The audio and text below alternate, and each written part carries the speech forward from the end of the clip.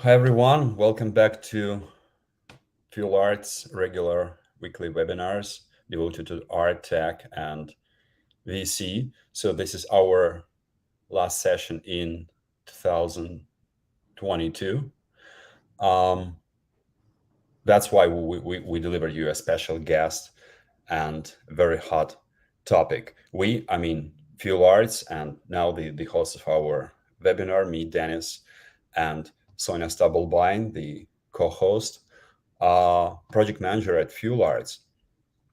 But before we announce the guest and start speaking about artificial intelligence and in art in particular, let me get back to our upcoming Fuelarts and TESS Accelerator 2023, because only 1 week is left. Um, so for the applications for those startups who would like to empower their um, empower their strength, knowledge, and networking with the help of Fuelarts and Tezos mentors and implement Tezos tech tools. Only 10 startups will be enrolled. We already have more than 100 applications. So please use this week, this holiday, this Christmas week. Um, Right. And also you can find all the information about the Accelerator program on our website. So you can find the program, the mentors, what's going to be happening during this Accelerator programs. And you can apply through F Success. You can fill in the form and we're going to message you and call you straight away after that. So we're looking forward to having your applications. And yes, Dennis just said there's very short time left just before December 30th. Yes, and once you apply, you'll meet Sonia again because she's responsible for the startups pipeline. So, and then hopefully you'll be enrolled and meet all the spectacular 20 plus mentors of Fuelarts and Tezos. So let's get back to our today's topic. The main question of nowadays, I mean, that we ask ourselves today is what marketing wrapper will digital art assets return next year? Because there is no doubt that they will return, but there is a successfully uh, there is a successfully working infrastructure built for them and a lot of investments made into this field. But what will be the new naming? Because you have to rebrand. In other words, how will digital art assets be called next year? So far, AI art, meaning artificial intelligence art and generative art terms, have the potential to become the leaders. And throughout the recent months, we've been witnessing a lot of news regarding the power of artificial intelligence and generative art. Uh, let's say this summer, Google fired its engineer who had claimed that Lambda chatbot, internal chatbot of Google, is a sentient AI. So for disclosing that secret, the guy was fired. Also, in recent weeks, we've been witnessing the rise of the apps that helped customers converting their portrait photos into comic avatars, and that became a sufficient trend. Also, we saw the first mass protest. So artists made this protest against AI generated artworks on ArtStation, the artist portfolio database. The good news that artists are using portfolio database and take care about uh, their rights. So that's why we decided to devote our let's say last webinar in 2022 to AI. I remember getting back in 2017 when in New York there was organized the New Arts Academy, and all the let's say current big bosses of NFT and crypto industry, like Matt Hall or Jason Bailey were attending those amazing meetings, that networking meetings, and when someone asked about AI and its implementation in arts and crypto, uh, everyone was saying, "Oh, you should talk to Misha. You should definitely talk to Misha." That's how we got acquainted with Misha, our today's guest, and that was really awesome. Since then, we were constantly exchanging our opinions on the future of AI. So I'm happy to welcome today's guest, Misha Kazekin from New York, an ML and AI specialist with more than 10 years of experience. So besides, he's a member of the New York Academy of Science. His experience includes working not only with tech companies, but also with media and art related ones. So, and currently Misha is managing the engineering department at Intersection Co. Hi, Misha. Is that you or is that your AI? I wish it was my AI, but it's me. Hi, hello everybody. Thanks for the very nice introduction, Denis. I'm thrilled to talk about this because I think that we kind of we don't realize where like what we're looking at. Meaning we don't we haven't yet fully understood what is the potential of the things that are currently in progress that currently companies like Google, Facebook work on. So let's have this Christmas. Yes. Christmas. Yeah. Let's start our discussion. I mean, with a very simple question, because yeah, for our listeners, and hopefully AI is also listening to us without any doubt. So for our listeners, I'd like to say that we'll touch the topics of implementation of AI in different spheres of art market, of investment attractiveness, and about the future of AI. But we'll start with very simple questions. So could you please explain us artificial intelligence or AI in simple terms? Yeah, sure. It's the simplest and at the same time the most difficult question, for sure. We'll talk about that later. But I think to me, in simple terms, it's some machinery, software and hardware, or both, that exhibits qualities or characteristics of basically like over human. In terms of intellect. So sure, we know that like robots can exhibit certain characteristics like having a body that we would attribute to humans.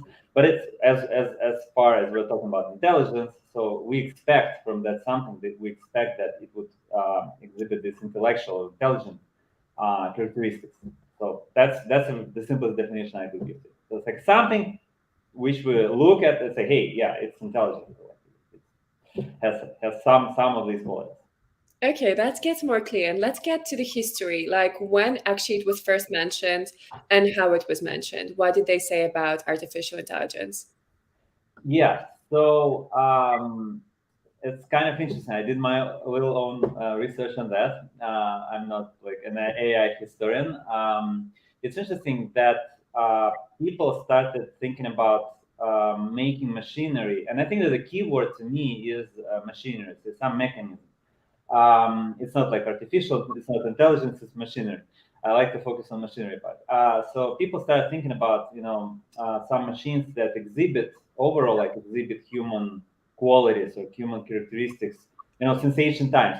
Deus ex machina, like the actors were appearing, jumping, like explain me the god, by people, so like by people's appearance, by actors. So in roughly 700s, there were like mentions of androids. So it's some artificial like creatures that looked like us. And roughly in, I think it's on the border of, well, maybe like 1920, Karl Čapek was like a science fiction, he first, actually his brother invented the word robot. So like so we kind of started not maybe with intelligence, but with the kind of a body kind of like wanted first to look like human, but then we demanded something more, like to interact with us in a human kind of a way. So that is a precursor to the kind of the 20th century, where people like I think that they focused like they focused on the logic, on the reasoning, logical reasoning as the core of intellect. So like they almost like put an equal sign, like intellect is, is logical reasoning. So they started working on that, and Alan Turing, the person who invented, like that kind of a formal logic and the computer, like formal computation. What does it mean? So basically he first said that, okay, using just zeros and ones, you can, compute almost like, everything. So, and that sort of led into the whole group of researchers in the 1950s. It happened here in the United States. They started working on and they actually introduced that, term like AI. So that is like where, and there's like a parallel effort of neuro scientists, so scientists who kind of try to think of it as a, how do we model the brain? And like these formal logicians, how do we compute logic? Can we automatically do like logical reasoning? So like bunch of like cybernetics, like so like bunch of people basically collectively started working. So we can talk more about like what followed after, but that's like how AI. Exactly. That's what I want to ask you. Like, we Here. just got to know what happened then, but since then, how did it actually develop? Like, how did it change to like today? Sure. I think that people, of course, the core question, which still remains as funny as it is, it still remains on the table. What is intelligence? Because it seems that intelligence to us, at least intuitively, comprises of multiple things. And people, researchers, they're of course, mere mortals. They're not like gods, so they start thinking about, what intelligence is. And then they try to kind of come up with reasonable model. So they thought, okay, intelligence, let's model intelligence with this approach. So then, okay, let's model intelligence with that approach. And they're still doing it, by the way, because there's still no answer to kind of the overall, like how to model intelligence in the broadest possible way. But they started with so-called symbolic AI, meaning that, okay, what sort of characterizes humans is ability to perceive symbols and to kind of create symbols and to deal with symbols. So like symbol is something that our attention is focused, on. And by so like this, thought, okay, let's why don't we allow computers, like why don't we basically make us write the programs that can manipulate with symbols, can understand symbols, interpret them, and output them. So that's like that gave the movement like of symbolic AI, so-called symbolic or good old-fashioned AI, GoFi, it's called GoFi. So basically, it was not, if you probably know this word like knowledge base or something like that. It's a word from the 90s. So it's partially, this is the industry kind of leftover from that movement, because what knowledge base did, it allowed you to formalize the knowledge and sort of allow you to query that knowledge base with certain queries that looked like you're asking a human, hey, like, and then you would explain. So like when you're fixing your hardware, for example, in Windows, like there's a wizard, and that wizard asks you like, hey, what's broken? Have you tried to plug it, or like turn the computer on? Have you tried to turn your monitor on? So by accumulating these questions and answers, it gives you the hypothesis of what might be the problem. So that is an example of this knowledge base. So like you're dealing with closed world, like a fixed domain, and then you interact with the computer to sort of to resolve that problem. And the computer, because it knows these logical connections between these things, it might give you kind of explanation. It's not like a true explanation, but it's sort of like the path that was programmed by the programmers, and that's called like symbolic AI. That's a perfect example, a practical example of symbolic AI. Sure. Thanks. Yes. Before we ask you the question, so on what stage the artificial intelligence is, let's say, being developed until now? So let's say, is it was Google right firing firing their worker who disclosed that.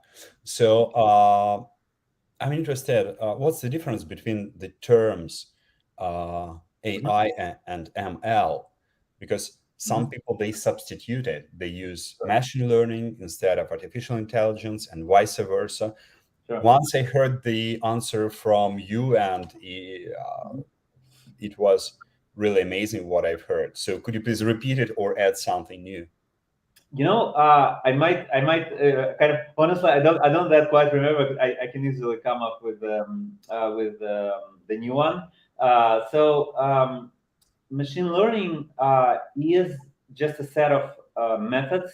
It's actually a set of mathematical methods that is used to model AI. So that's sort of like I was talking before about symbolic like movement, but that didn't involve any learning. So, and basically that was the second half of the story, that this symbolic guy was like history, 1960s, 1970s maybe. So, but there was a new paradigm called like connectionist paradigm, connectionist kind of way of modeling AI. And machine learning is very tightly related to that, because the machine learning basically says that you need to have some defined set of tasks. Like you choose a task for which you kind of want to model the intelligence. You choose a performance measure, like how to evaluate whether the machine is wrong or right. And then you choose some model, basically a way to learn. And if you have these three things, no, of course, I'm sorry, you also need to have this data. You need to have examples, because if you don't have examples, there's no learning. So you need to have examples. You need to have that machine that's capable of changing itself given these examples, and you need to be able to tell to that machine how good or bad the machine is. So these like 3 or 4, depending on whether you include machine or not, things they comprise this machine learning, the whole machine learning kind of a statement, like the whole machine learning like problem state. So if you want to frame it as machine learning, you need these things, and this is the dominating approach right now. So this is what basically which shifted, like this is something that shifted from this symbolic AI. So it's almost like a pendulum that shifted from symbolic to connection. All right. So if we go to the art stage, like if we go to the art part, like how we can say, and how do you see how AI can actually benefit art in general and like art market? Because AI, to me, AI is still mostly a machinery. I think that, well, machinery often, or most often, they produce something, like they do something. So, and of course, there are many applications, which, and what most obvious of them is like basically content generation, and content that will be used further on as some art, might be used as an art. So that's the most obvious application of AI technology. Of course, another big thing is operations. So basically, if there is a company, if we're talking about this, just an artist, this one thing. We're talking about the art, ecosystem, basically companies and businesses that handle that ecosystem, that are in this ecosystem. There's operations side. So AI can also optimize, provide some kind of a replacing some functions that intelligence creatures like humans were performing before. It can replace some or help humans with some of these functions. That's another big kind of a potentially big portion of that story. But yeah, that's the two major kind of. And also, I was wondering, could you give us like maybe one or a couple of examples of like companies who are actually doing that, like what you just mentioned in general, like these trends? I mean, I'm kind of, I'm not really like following the industry on the companies. Of course, like like these examples of generated art, like Lensa, whatever. That's the biggest like hyped example. There were before, and probably there will be after Lensa. There will be other companies. So like it's it's hard to follow who gets what. I think that overall that reflects to me the bigger problem, that we have is that it's a commodity. So basically, right now the algorithms, it's a little bit like a commodity. That's why I don't sort of like follow the companies, just because today is one company, tomorrow is another company, and they are all will be doing some things that might be interesting to us, consumers. But it's always like tomorrow's always a new show. Right. So it seems like there are many different ways how it can benefit the market. And as you were just saying, like doing like a summary of what you just said, it's basically that there are many companies like that appear like, I know, not daily, but like year by year, and they're just gonna change, but they were gonna work in these directions. Sure. No, for sure. Yeah, for them the problem is how to monetize all of that. That is another problem. Well, there is one. There is one quick reply to the problem of monetization of AI startups, because the simplest way AI startups to be monetized is to have a very successful investment round, and then to explore the market and follow the trends, and then to continuously develop their technology. So investment round in that case is the most obvious monetization of AI startup that we can expect from it. And a lot of investors are investing even on the bearish market. So they are investing in AI, even asking, okay, does your ArtTech have AI? Sure. No, it doesn't. Okay, so see you next year, or see you on the when the market goes up. But if it has an AI, for some reason, we know actually why. Mhm. Those investors, I mean, the same investors, they tend to make to write their checks to those companies, because whatever happens to let's say, whenever it's the art sphere or educational or medicine or global economics or financial analytics, Mhm. so AI could be easily pivoted into any sphere as soon as it's working. I would propose to make a small, let's say, not the homework, yeah, because you haven't been prepared for that, but let's say to make a small training. Okay, so based on Sonia's question, so how can AI technology benefit the art market? Okay, there are four, as we all know, and I'm Mhm. continuously pronouncing that uh, week after week. There are four links of the value chain of the art tech ecosystem, like production, trade, management, and analytics.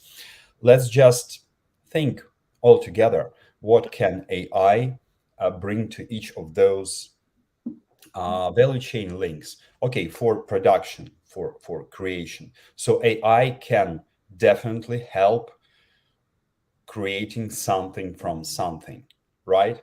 Yeah, a lot of artistic protests these days, they confirm that. Okay, what about trade? How can AI help with trading? Let's say based on some trading algorithms, yes. Yeah. Yeah. Of Or course. let's say based on the behavior of the customer making some decisions.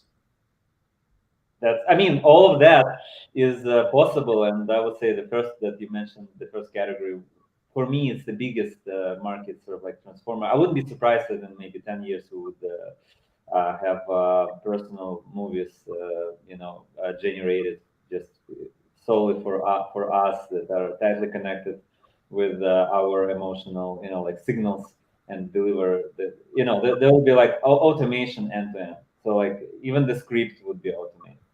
There will be no human like zero human in that, for example.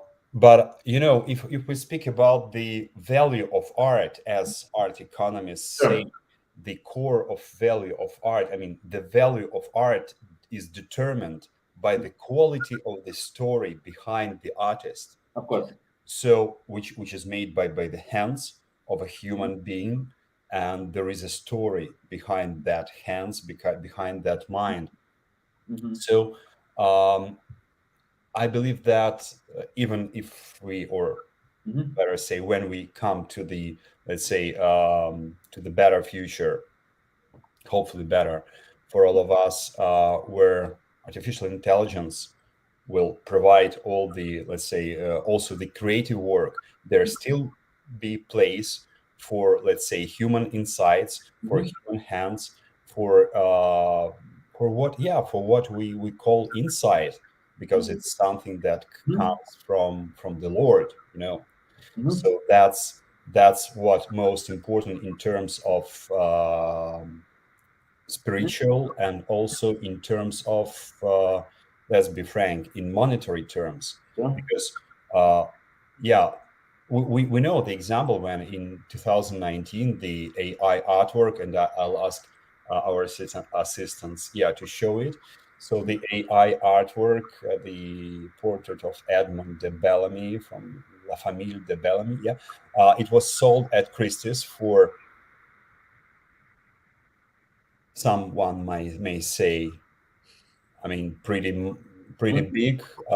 Some might say a pretty less amount of $433,000, but at the same time, nearly 45 times its high estimate. So above the expectations, 45 times above the expectations. So Christie's, and Christie's became thus the first auction house to offer a work of art created by an algorithm.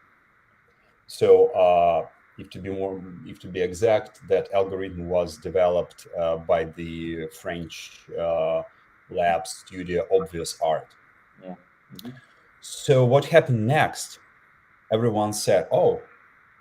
So there were two different parts of people. I mean, two different parts of two different kind of judging on that.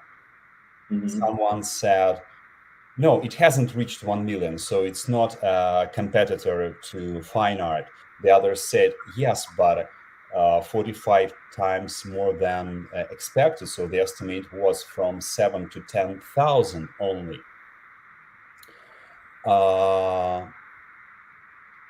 But at the same time, that was the first example of putting the AI artwork at the top auction house sale, but also the last one until NFTs have started their expansion, because either the market didn't want that, or the market was so much afraid, as impressionists, as art historians say, they were afraid of the camera. That's why they invented, proposed the word impressionism, trying to describe the world in blurred colors, trying to say to the world, like, okay, we're not afraid of the camera, we can do better works. But then they understood it's just a machinery. They started developing the art and post-impressionism, that modernism, and beyond. So we shouldn't forget that the development of art in the 19th century was possible. The substantial development, the rise of art. So it was because the artists, the humans, were frightened by the machinery, as it happens now. So, but my question based on that is the following, and you start partly touching it. So, do you perceive generative art as art? Do you personally? Well, first of all, generative art is not necessarily generated by AI to me. And to me, it's very interesting to see different algorithms, computational algorithms, generating visual, renderings different visual, like, and also, by the way, not just visual but also audio content. So basically all algorithmic, all basic machinery that generates art, yes, it's definitely an art if there's some story behind it. And I agree with you completely on that, on the fact that it has to have a story to be a sort of, to me, to be considered as an, as an art piece. And that's why actually I'm not sort of bearish on art. Like, I'm actually quite bullish, because I think that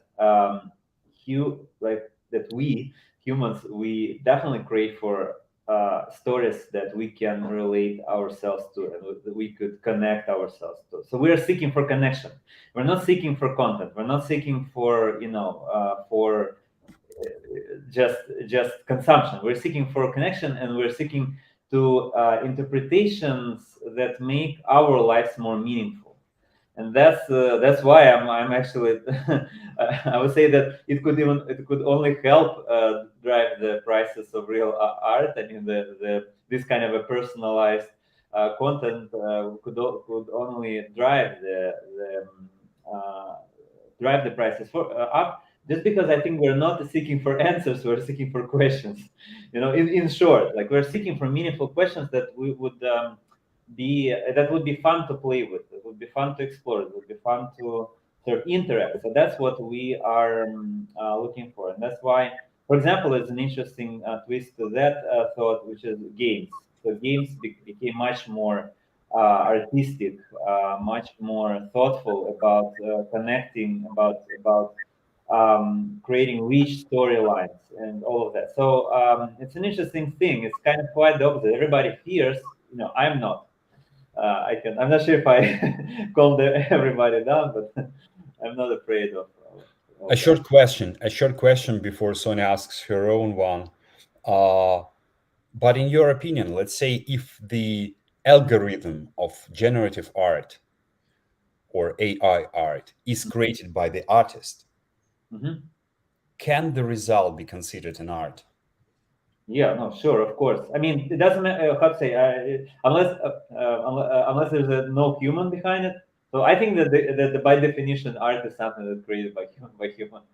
Just because we look for this story, just because we want to be told the story. We don't pretty much care. I mean, the computer can tell you a story. I could create I don't know, fake Marcel Duchamp, generating, like, producing the quotes on a daily basis in the Twitter. Maybe it would be a fun side project. Just use the chat GPT to generate Marcel Duchamp's thoughts every day. It would be fun. It might be even considered something artsy. Would it be considered like a serious art? I'm not sure, because good art expands our. Good art poses good questions that we want to interact with. So good art provokes you, and does it in a very good way. That's another, and it excites you. So will machines be able to excite you? Might be, but we're definitely not there yet. Because in particular, in partially because right now what machines have been doing, they have been kind of a sampling from the humankind experience. They cannot sample in the future. They cannot kind of sample in the 22nd century and bring us back like a time machine. What will we be thinking, in 10 years, or who will think we are in 10 years in advance. So we can sample from Rothko, we can sample from whoever, but it doesn't mean it's new. It doesn't mean it's valuable. Okay, so put it simple. On the current stage of AI development, let's say artists, they can foresee the future, that they have obviously always been doing, foreseeing the future and Divine, predicting yeah, that in there. But divine. AI can foresee the future, or better say, it can foresee the future based on the experience, on the past experience. And artists can foresee the future based on their insights. There's a reason to this. I mean, it's not like an explanation, but of course, people were thinking about that kind of whole intelligence thing. What AI is, and they came up with kind of a terms like weak AI and strong AI. Meaning, weak AI is AI that is capable of solving just like one intelligent task, or maybe a couple but similar intelligent tasks. And the strong AI, I mean like AI as a whole, like we do, like how we humans, like do how we humans why we are intelligent, and the whole spectrum of our intelligence. So that's called strong AI. And sometimes people came also with the idea of like artificial general intelligence. They call it AGI, not AI. So basically, we don't have AGI yet. I don't think that anybody knows how to do it. I don't think that so there's a lot of missing pieces, like being able to reflect, being able like having subconsciousness, which drives a lot of ours.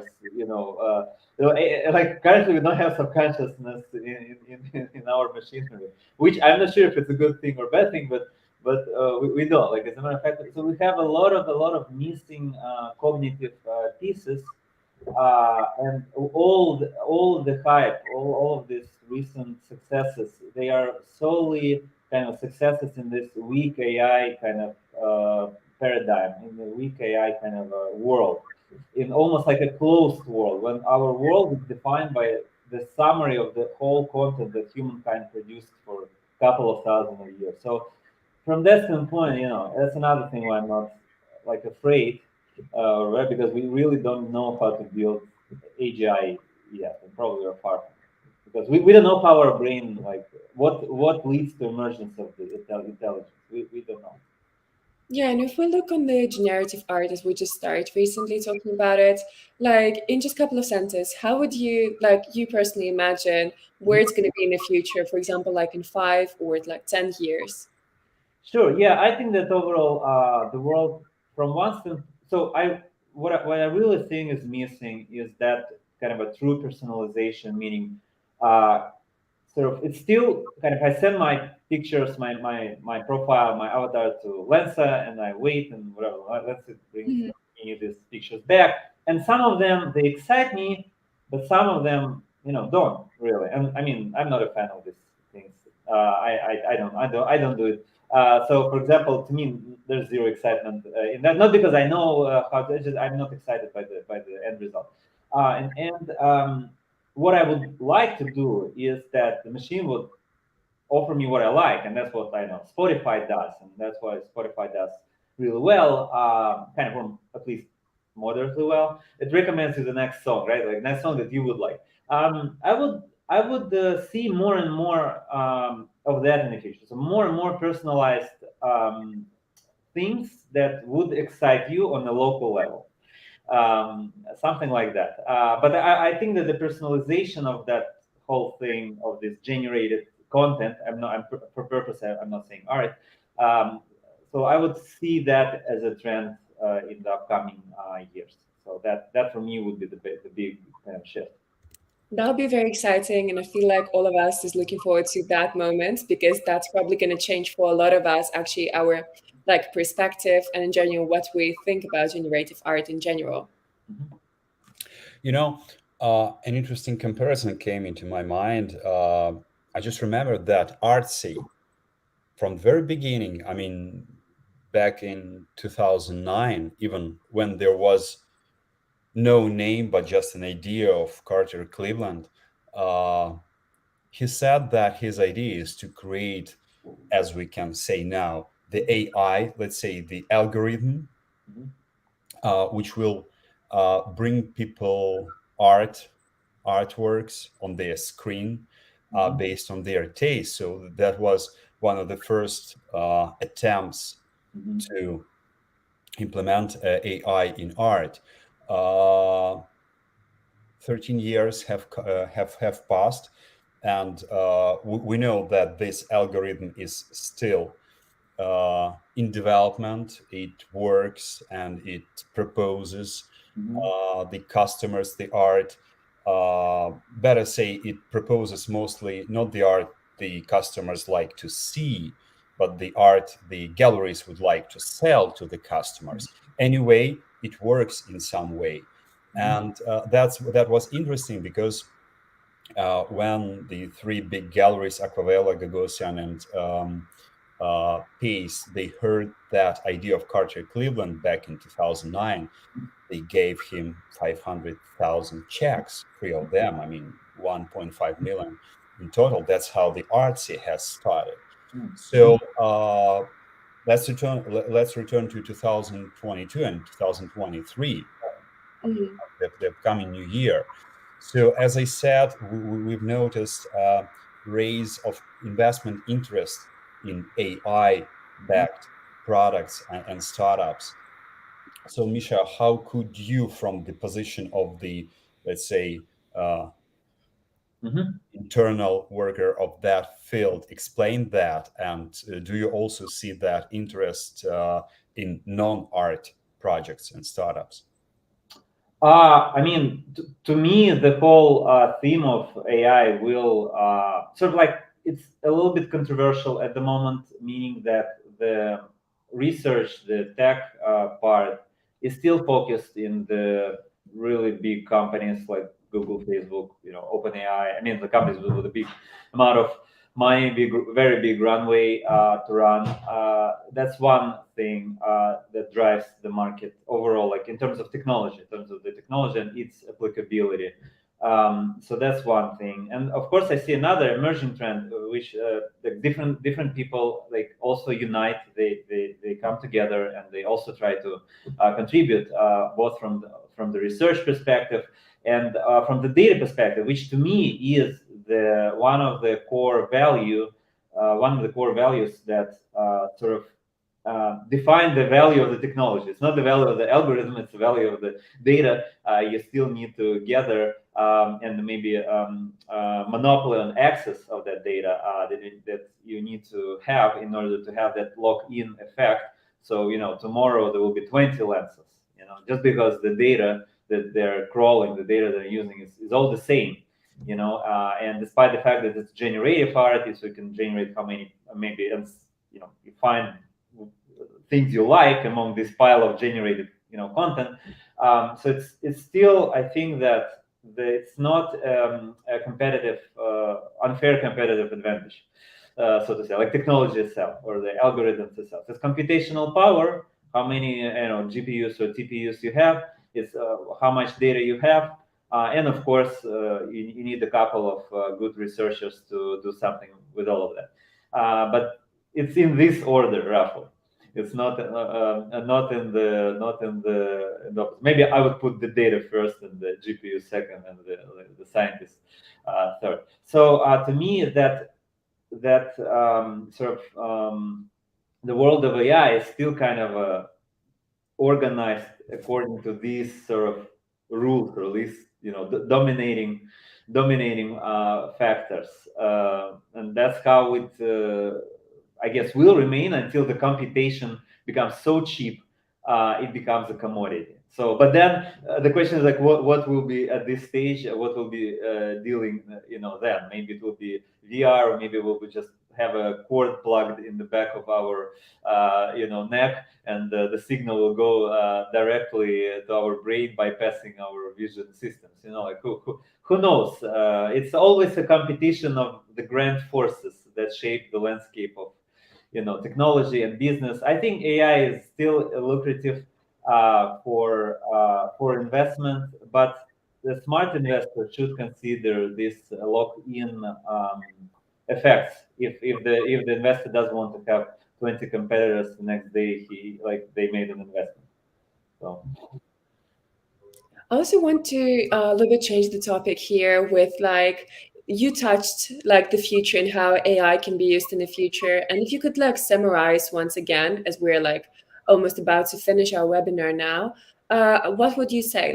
What would be your summary? How we can apply AI in the future in the next, for example, 5 to 10 years? Sure.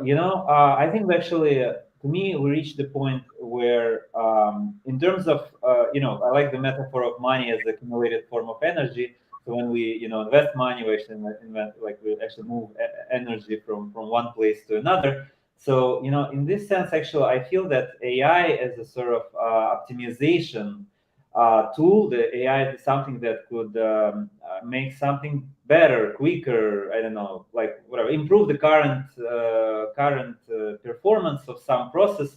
We already, I think, reached the limit where we cannot really optimize further, because in order to optimize things, you need something to optimize. And you cannot optimize forever. You cannot bring the energy to zero. Like the zero energy means nothing works, right? There's no operation. So who usually owns AI?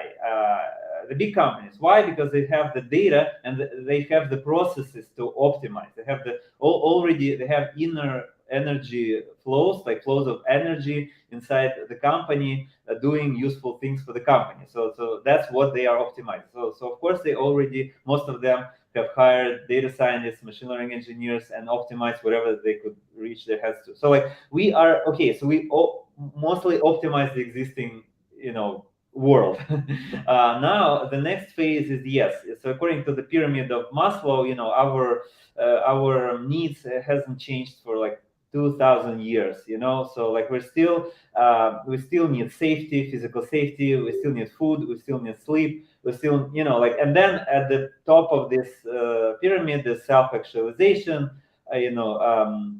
creativity. So but that's also kind of like I would say that I would love to see more and more people reaching that top of the pyramid, and that's probably where the AI, AI might help, right? Like because the bottom lines of course, there are certain parts of the world that lack physical safety, for example. So for sure, and it always will. It's not. I also want to say that I hope it will not always be like that, but it's like it will take us many years for everybody to solve that, for all 8 billion people solve the lower level of the pyramid, like Maslow pyramid. So my bet is that in developed countries, so the AI will help driving the upper part of that pyramid. I really hope that in the less developed countries, it will help like driving the lower, like solving the lower level of the pyramid like issues. So that's where I feel the next kind of overall the next shift would be. That sounds like a very positive outlook, and it also seems like AI has like a very strong mission. Yeah, sorry, Denis. No. I was just going to say that Misha has combined in my opinion, the two, let's say, economic systems in one, capitalistic for the, let's say, upper part of the Maslow pyramid, and socialistic for the lower part. That has never been implemented in history yet, but maybe that's the relief for us to live in friendship, peace, and prosperity, if it's possible for everyone. But what I really like from your reply, and that totally corresponds with what I think about AI, if someone's interested. But I love that you called it a tool, because in recent, let's say, 10 years, we've been witnessing numerous times blockchain will be the savior of the art market. Crypto will be the savior of the art market. Then NFTs will be the savior of the art market. And other cultural markets. Then nowadays it's AI will be the savior, unless it doesn't violate the artist's, let's say, the artist's rights. But I'm happy that we all understand, and I hope that our listeners and viewers also understand, that AI, as any other machinery, is a tool, and only humans can, let's say, can find the right implementation for that tool. So no one can help artists to earn money. No one can help us to, let's say, live in a more proper way, or let's say preserve ecology, or use less energy, or provide conscious consumption, or whatever, or let's say increase our efficiency. There should be our human desire to do that. And AI, as any other tool, can just help us in, let's say, storing data, analytics, and so on. But the core is the human touch and the God's touch. I mean, in case of artists. So I'm really happy to hear the short word a tool. Yes, right. I agree with you, Misha. The last question for you. It's our traditional question, and it's also traditional when Sonia asks it. But let me be the first one and taking the initiative. So, what would be your top 3 tips for the startups who are developing AI? Because I know that a lot of startups are trying to contact you in order to receive some kind of technical or, let's say, mindset advice regarding AI. So, top 3 tips. Sure. I would say that my main tip is to focus on value and like overall in a broad sense, and that would be regardless of it will be just a startup tip for every startup founder. Just focusing on the value for the audience who you are targeting, like who you really want to bring that value for, and that is number one, like your number one, and probably the only focus you should really care about is how to bring the value, and of course keep a track on whether it makes sense to you, because founders have that sort of hallucinations that whatever they're doing is valuable to the world. Sometimes it's a hi-fi, almost like a lens AI generated hallucination.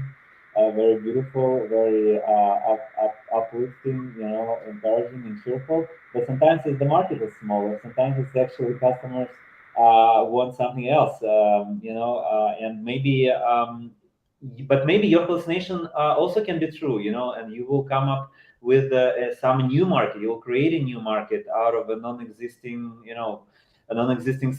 space, from like vacuum. But then your goal is to run as fast as possible, because there will be always like a 20 more competitors running behind the back. But my main question, my main advice is focus on value, and I would like actually to touch a little bit in terms of AI. In the context of AI, what does it mean? So in context of AI, that means that you'd rather have, as I said earlier, the data. If you want to bring the AI algorithm, rather have the data. If your data is not, if you're not a monopolist on the data, you want to think about, what would happen when, let's say, like 20 competitors crawl or grab the same data as you did. How would you differentiate? So I would think about the data. I would also think about, because AI is often used in operations, it's a machinery. So I would focus on the operational side of it. Okay, if you're producing content, what is the value of that content? What is the cost of the errors? If you're producing the bad content, will it drive your customers away? Will it be critical for? It's actually it's important for every AI technology application. What is the value of the output signal, and what is the cost of the error? Because, for example, if you're creating a robot that does the brain surgery, the cost of error is human life. You can't really have unpredictable black box AI there and hope. Maybe one day we would, but that would be a whole different stack of technology. So focusing on value, focusing on the data ownership, and focusing on the cost of errors versus value generation, and the scalability of that whole thing. How often, to what audience, like all that these things I would think before doing actually any start. Thank you. Thank you so much, Misha.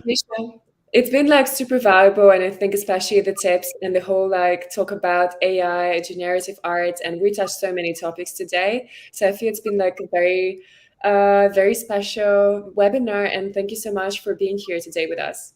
Yeah. Oh, it's a mutual pleasure. I would like to say Merry Christmas and Happy New Year to everybody.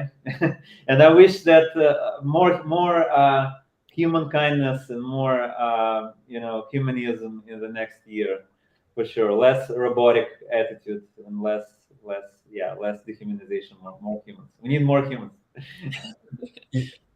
Thank you again. And as a quick summary, I mean, I'm really happy that our today's audience saw on their own eyes that the persons who represent the AI market, the, let's say, real programmers and not only the philosophers, but real hardworking programmers,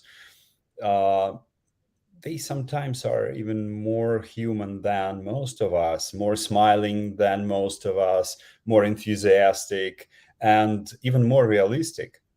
Not like the uh, astronauts with their fantastic ideas, but they are standing on their ground.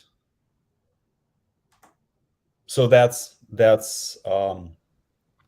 my personal insight from our today's conversation. And again, thank you everyone who joined us. That was the last of the 48 webinars, which a year ago, we will hold our first Fuelarts webinar.